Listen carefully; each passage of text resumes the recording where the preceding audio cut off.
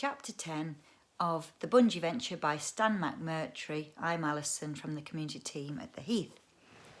This chapter is a very long one, so I'm going to split it into 3 chunks.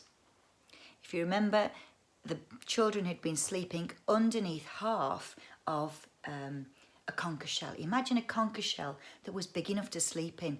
That's what things were like in prehistoric times, enormous. And the children have slept there and they're about to go on an adventure down the river trying to find their father with Bunjee. Chapter 10. A tiny brown creature, half bird, half lizard, sat high in a branch somewhere in the great still forest. He ruffled his feathers, blinked the sleep from his eyes, listened, then stared astonished at the first glimmer of the morning's light which appeared way off to the east. He listened again to the intense quiet that surrounded him. Then with pounding heart and incredible daring, he pierced the vast black silence with a tiny high-pitched whistle.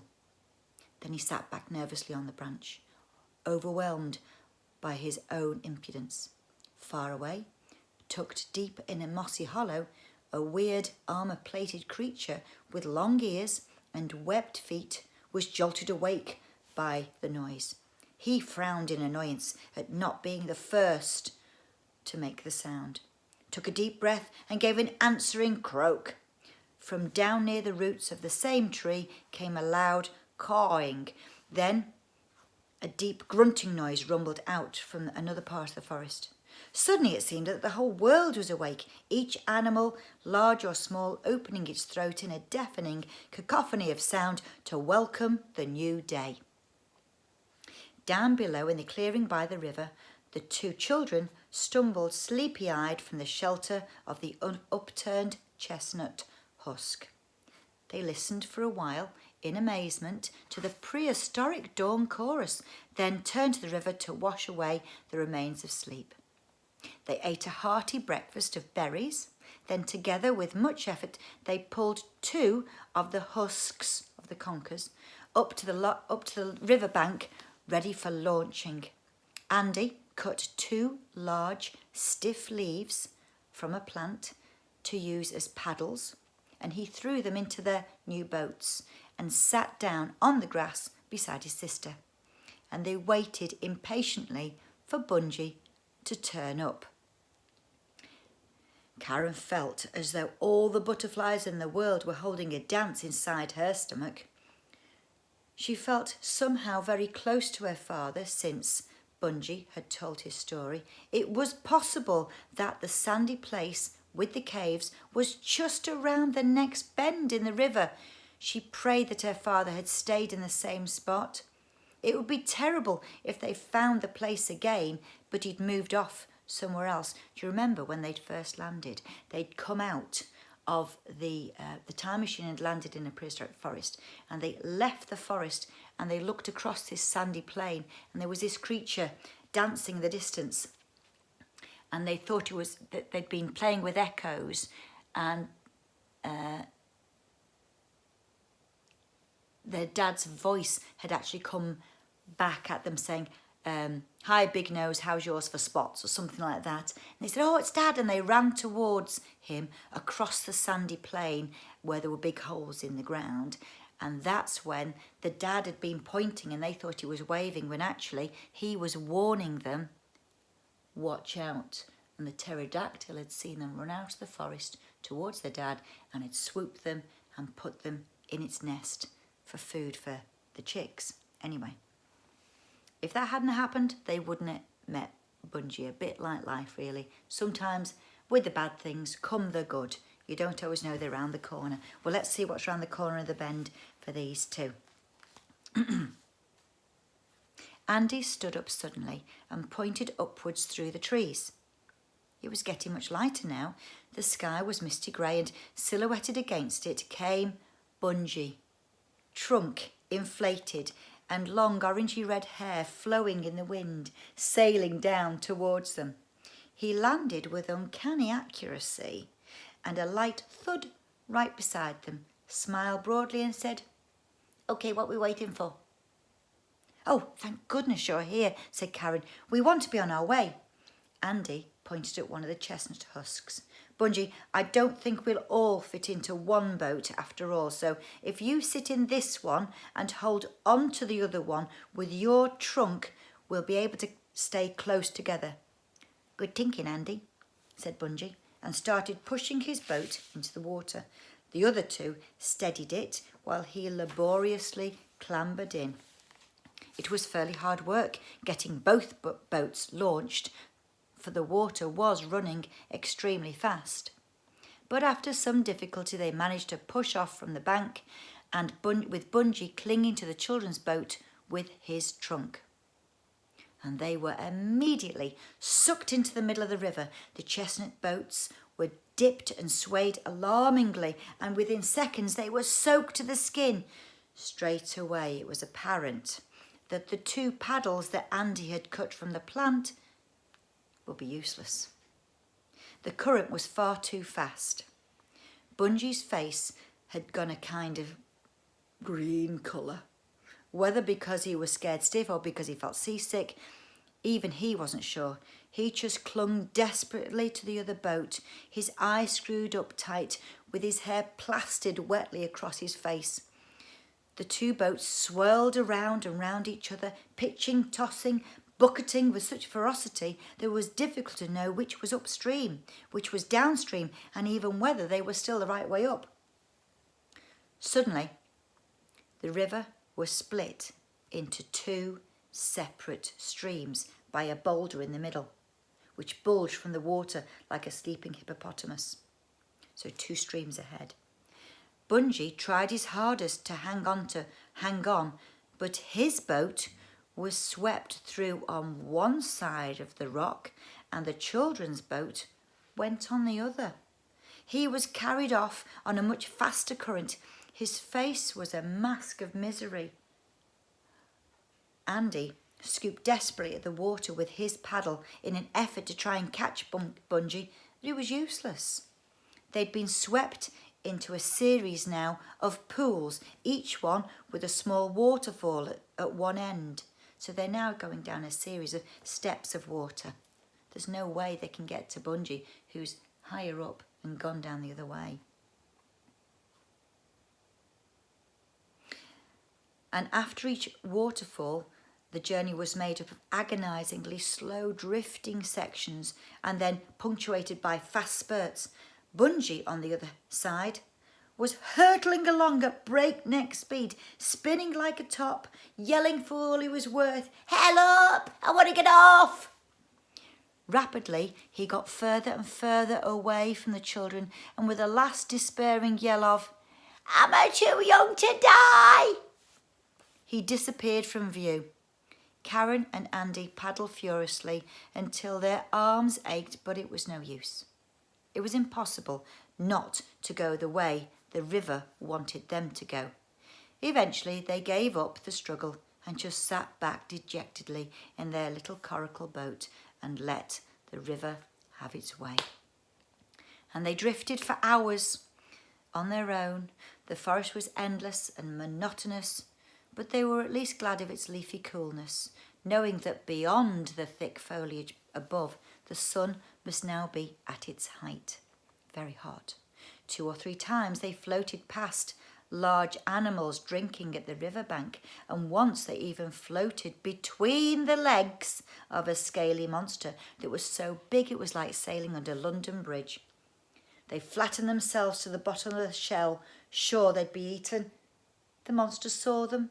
Its great head bore down on them at the end of its impossibly long neck, sniffed at them curiously, then turned away and started eating grass from the opposite bank. They'd long since given up any attempt to try to direct their boat. The sun flickered through the gaps in the leafy canopy above. It had the same effect as of someone continually flashing a torch on and off in their eyes, so they lay in the bottom of the shell with their eyes shut. Drifting. I've got the hiccups now. Drifting gently downstream, spinning occasionally as the little boat was caught up in a faster current. then slowing up again in the pools, bumping into rocks and dipping quickly down the small waterfalls. It became a monotonous rocking rhythm, and Andy dozed off and dreamt about home and his mum and television and cooked meals and football and his own comfy bed. Karen was thinking about Bunjee and wondering what had become of him. She hoped he was safe. Twice now he'd saved her life. It would be just awful if they never saw him again. Perhaps his boat had capsized and he drowned. She wondered if he could inflate his trunk in the water and float. Of course, she reassured herself, if his boat did capsize, he would float. Then she remembered the piranhas, the meat-eating fish that Bunjee had spoken of. She shuddered and tried to put the thought out of her mind. She put her arm up to her forehead. Her eyes hurt and she felt hot and uncomfortable. She wondered vaguely what had happened to the lovely cool breeze, and then she became aware that the sun was no longer flashing on and off, but was just on all the time, shining blisteringly hot through her eyelids. They were out of the forest. She sat up quickly and looked around. Yeah, they were out of the trees. The land on all sides was a yellow, sandy colour. It was pitted with holes in the ground, and on the surrounding slopes lay large black caves, yawning like the surface of a sponge, some on the hillsides and some on the ground either side. "Andy!" she cried. "Andy, we're here! We're here!" She shook him roughly on the shoulder and he sat up blinking blearily. "We're back at the place where we saw Daddy," she yelled in his ear and pointed excitedly at the near bank. Andy stared around him, his mouth open with astonishment. He stood up, making the boat wobble dangerously, and shouted, "Yahoo!" Karen leapt to her feet and hugged him with glee. They did a little war dance, delirious with excitement, then sat down again as the boat lurched violently. It is the same place, isn't it, Andy?" Karen asked anxiously. I think so," he answered. "See, the river runs along parallel to the forest, and look how straight the edge of the forest is. Do you remember that? We came out of there." "Yes," said Karen. "The edge of the forest was in a straight line, but I don't remember seeing a river." Andy frowned. He couldn't remember a river either. Maybe the river veered off at right angles to the trees. Or maybe the place where they'd seen their dad was further on, yet that looked familiar. Just then, the boat bobbed over the lip of another small waterfall, twisted between two large rocks, and started for the first time in hours to accelerate, to speed up. It was sucked once more towards the centre of the river, and once again they were quickly soaked through by the spray. Andy cupped one hand to his mouth and yelled above the roar of the water, "If the water starts to go away from the lines of trees, we're going to have to try and get off." Karen shook her head to show that she couldn't hear. The noise of the water seemed much louder now than it had done before. In fact, it was becoming deafening. It had the same reverberating, eardrum-shattering sound as a one-man band in a telephone box, the same roar as Niagara Falls. Karen stretched up as high as she dared and looked up ahead to see what was making all the din. Her heart almost stopped. About 100 yards ahead, the river did change direction, but not to the right and not to the left, as Andy had guessed it would, but down. All this huge expanse of rushing water simply disappeared down one of the great black holes in the ground that was now right in front of them. It vanished in one great, eternal, gurgling swallow into the inky black bowels of the earth, like bathwater going down a giant plug hole. And they were rushing right towards it at breakneck speed. She turned to warn her brother, but she saw by the horrified expression on his face that he'd seen the danger too. She looked at the nearest bank, too far to jump. She picked up one of the green leaf paddles from the floor of the boat and rammed the flat end into the water in an attempt to force their craft nearer the land and steer. Andy grabbed the other paddle. No use. The current was too strong. They'd realised their danger too late. The little boat was sucked faster and faster towards the great dark hole. Suddenly, it was on the very lip. The world dropped away from beneath them. Karen caught one last glimpse of her brother's white face, and then she was tumbling over and over in the blackness, a sick knot of numbness in her stomach. She felt the numbness sweep up her body as she fell. A total lack of feeling in every limb, everything, every jangling nerve, every sensation of fear was forced up into her head and out in a long scream that was smothered completely by the deafening roar all around her. Suddenly, she reached the other end of the waterfall. She'd been screaming and had not had time to take a breath. Her mouth filled with water as a gigantic liquid column rammed her deep down into the water below. She felt as though she were under a thick, suffocating mattress, and 24 cart horses were doing a war dance on top of it. She was tossed and beaten and battered by a million different currents, each trying to pull her a different way. Her lungs were bursting for air, and she struggled feebly with her arms, trying desperately to swim out of trouble. She felt a terrific bang on the forehead as she hit the ground. Then suddenly she was up at the surface of the water and in the air. She could breathe.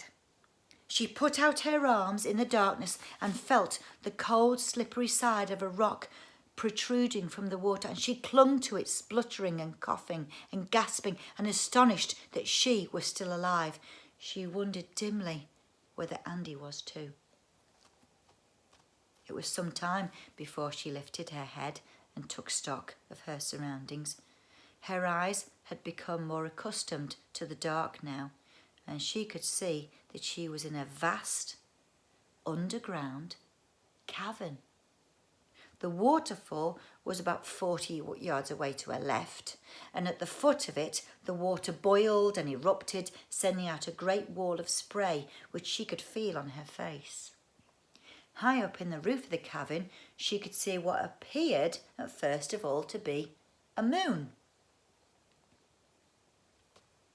A large yellow circle which let light into the vast gloomy cavern, and the shaft of light that reflected on the wet walls and made another circle on the black water below. Then it dawned on her that what it was. It was another of the great holes in the ground that they'd seen when they were on the river in the boat. Oh, so they've come down one hole in the waterfall, and there's another hole which looks like the moon, but actually it's casting a shaft of light. And Karen said, well, thank heavens for this hole, she thought. At least I can see. And that's where we'll pause this chapter 10 for now, and I will carry on in a mo. See you soon. Thank you. Bye-bye.